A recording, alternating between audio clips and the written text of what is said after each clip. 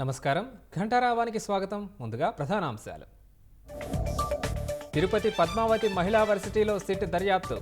అదనపు SP Soumyalatha, DSP Ravi బృందం విచారణ.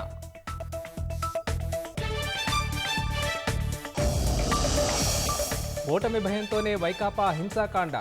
పిన్నెల్లి, చెవిరెడ్డిని అరెస్ట్ చేయాలన్న వర్లరామయ్య.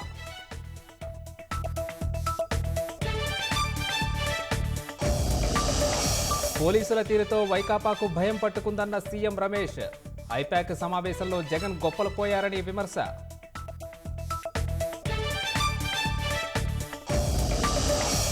బెంగాల్ గవర్నర్ లైంగిక వేధింపుల ఆరోపణల్లో కొత్త మలుపు. రాజ్భవన్లోని 3 అధికారులపై కేసు.